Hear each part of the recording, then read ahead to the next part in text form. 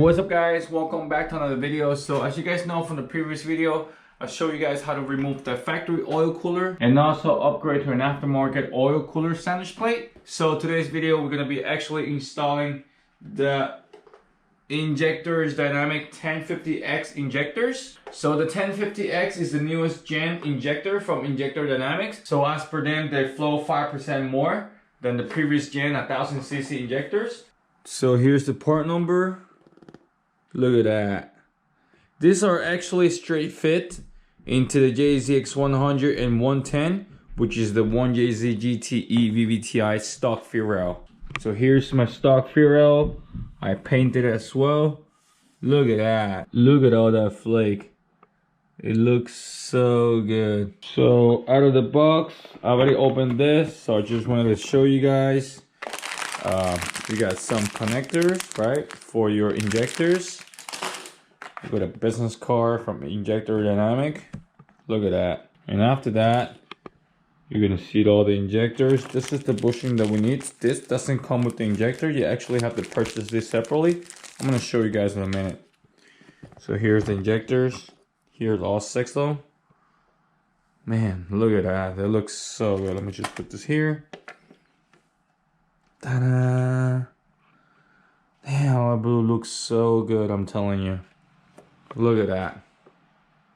What? So let's put them on the side. So we got our stock fuel rail over here. Now the process, it is actually very simple. I mean, it's easier for me because I already have the intake manifold out, which is this guy over here. Look at that. Man, that looks so good. Everything is gonna look so good in this car. So yeah, so all you're gonna do is take this 12mm bolt out. These are actually 1, 2, 3, the 12mm. So once you take that out, you could just unlock your fuel rail, your fuel lines, right, from the front and from the back. And then after that, you should be able to pull out your injectors. So we're gonna start with this one, which is the middle one. You just unbolt it. This were already, you know, pre-unbolt once, so it's a little easier. And then I like to do the last one here. Oops.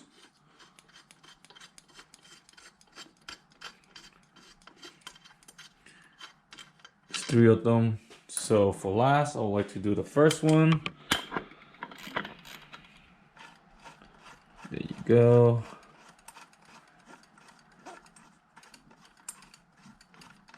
Come on, there you go. 1, 2, 3, and after that you should be able to lift up your fuel rail and have your injectors out like so. Yeah, look at those stock ones, so rusty and crusty. 3, 4, 5, 6. Look at that. Damn, they're pretty old though. Let's just take a look. So here's the stock injectors. Look at all that. They're old and crusty. I mean, believe it or not, these are good working condition injectors. You just gotta, you know, replace all the seals and you'll be good. Look at that. Stock one are 370cc. Nice. And here we got the new ones from ID. Man, what an upgrade. This is actually a huge jump. Look at that. Let's put it next to it. You know what? Let's put all this ones are in the back. So there you have it. We got the old one. We got the brand new one from ID. They're actually the same size, the same height. Look at that. What? Difference. Slightly difference. The plug is on top, this plug is on the bottom. I mean, they work the same way, so as long as it fit, it's all good. Now, one thing that I suggest and highly recommend is using the stock O-rings and bushings. Now, let me show you guys. Look, this bushing, this fat one over here, this one actually is the factory one from Injector Dynamics, right? Look at how chunky and fat it is. The JDM one, which is this one over here, look, this one actually have like a little cup. So comparing that bushing to the 1jz VVTi stock, I guess, fuel injector bushings, it's different. You see, these are plain, right?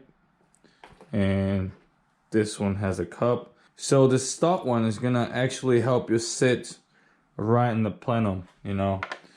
Let me just take this out. Probably could show you guys. I don't know.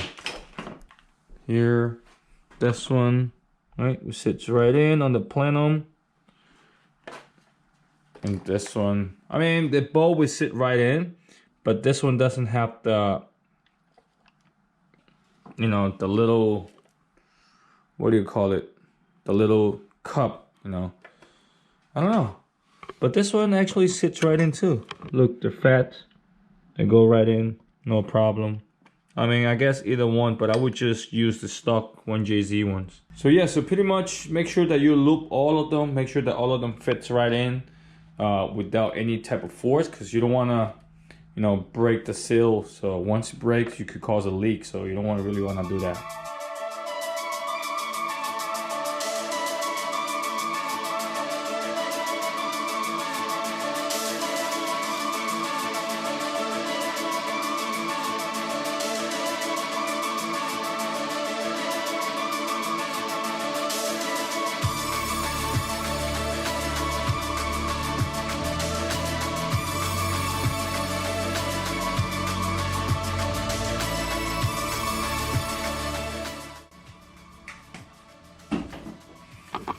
Alright, so all of them are nice and juicy now. Look at that. All of them are looped. Time to put it back into the rails.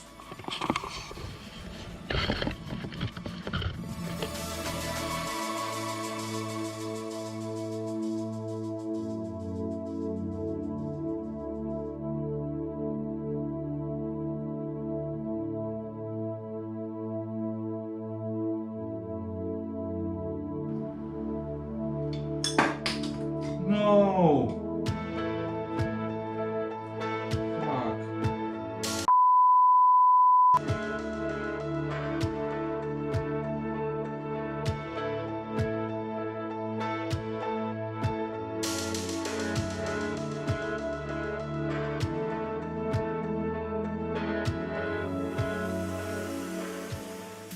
So finally got all of them installed. Look at that. They look so good. Oh my goodness. Look at that blue. Just make sure that everything is nice and snug, right? Little spring that it's in the injectors, right? All of them, they're good. Just want to show you guys with the plenum out. Look, all of them, they're sitting really good, right? 1, 2, 3, 4, 5, and 6. I mean, you really cannot go wrong, because once you put them in with the bushing, with the bottom bushing, they're all gonna, you know, spray, you know, on the same direction, you know, and all of them, they're facing down at the same direction. So there's no really way to mess up in here. So like I said, you know, make sure that you lube them, you know, make sure they're nice and juicy before you put them in. You know, because you don't want to really crush the dry bushing. So, you know, it really happened to me on the previous build on the JZX 100 on the S13.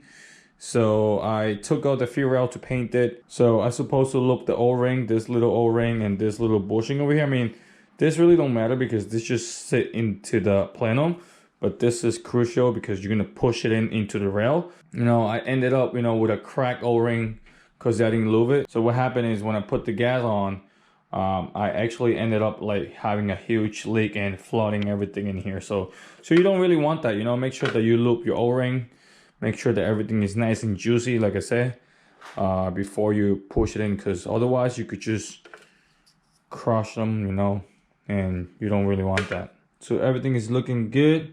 Now for last, I'm going to torque this 3 bolts, right, to 15 foot-pound torque.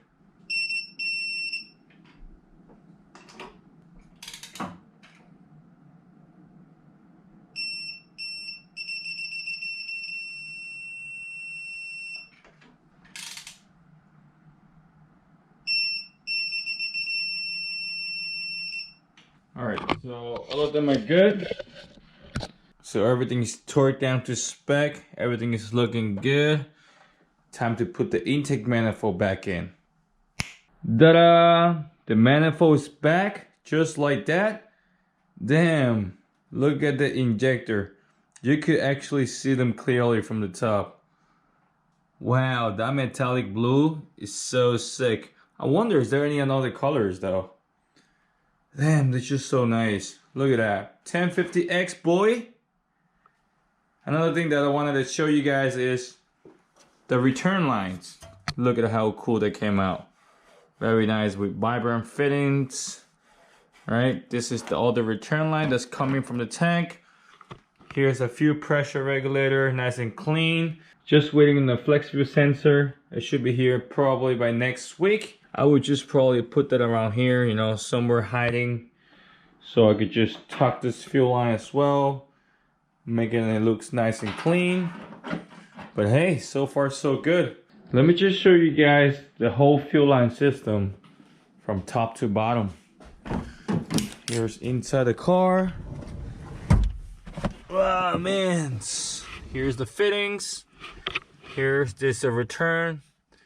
That's the feet. And let me show you guys under now. Ah, small garage life, guys, come on. All right, so here's the bottom. My goodness, I got stuck. Look at that.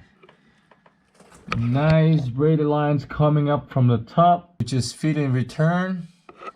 It goes all the way to the front. Right? Damn, look at how clean it sits. Everything is attached. Right? Here's our front. There you go. I still gotta adjust this one. This is actually our feet line. I could just probably make it a little tighter here. There you go. It's nice. Boom, boom, boom. Nice and fit. Here's the front. Man, I still gotta work on that tranny, but everything is so far so good down here though. I'm probably gonna add some zip tie in here so this brake line is gonna stay, you know, nice and tidy, you know, along with the fuel line, since this one have the brackets. All right, nice. Wow, let me just get out now. So we pretty much got the whole fuel system complete. Like I said, we're just waiting on the flex fuel sensor. You know, it should be here by next week. After that, you know, I think I should have the whole entire fuel system complete. We should be able to test it out, you know, with pressure, and then, you know, test it out if there's gonna be some leak or whatnot. Hopefully not, you know, because everything is good. And then that should be it for the fuel system. Another thing that I was actually doing is I was actually making the oil feed line. This is for the turbo. I'm actually planning on running a 90 down here, right? And then have a line coming from the back all the way to the front, just like so. Because I don't want to really have like, I don't really want to have things hanging around here though, you know, like it's gonna get pretty crowded and it's just gonna look ugly, you know. So this is what I mean by tucking the lines behind the turbo manifold. See, everything is gonna be looking nice and clean in here. I'm probably gonna grab like a clamp or something, just tied up to the block over here, so you could just stand still, and then just from here do a 90 and come back in up here to the feet, you know. But I don't know if I do such a long line like this would cause a oil feed starvation, but I'm not really sure though, because I've seen a lot of people running them like from the front, from over here straight to the bottom. I mean, I don't know, I should be able to do it, but I'm probably gonna do some research, you know, ask some people around to see what they think. But I think this is gonna be very clean if I, you know, run it this way. So yeah, so pretty much everything is getting ready to button up. Everything is looking good. Taking another line out of the checklist, you know, which is the fuel system, you know, the oil feed from the turbo, the return from the turbo. Also got this couplings, you know, for the heater core. So we just put, you know, these two heater cores together. You know, I still gotta measure how long I need and whatnot. I should be able to do it, you know, once the motor's out, and then we should be able to do the transmission. And then once the tranny is out, we should be able to chop this in front, modify what we need to modify, you know, because we're still missing the crank pulley. It's sitting in the box. Oh, I forgot. I totally forgot about the alternator, and then the water neck, and then all the good stuff started to come, you know, like the intercooler, the radiator, fans, all this stuff. So this is gonna wrap up the video, guys. Hope you guys enjoyed the video. If you like this video, please give it a thumbs up, follow, share, and subscribe. Oh, and I totally forgot. Happy holiday and Merry Christmas. See you guys next time.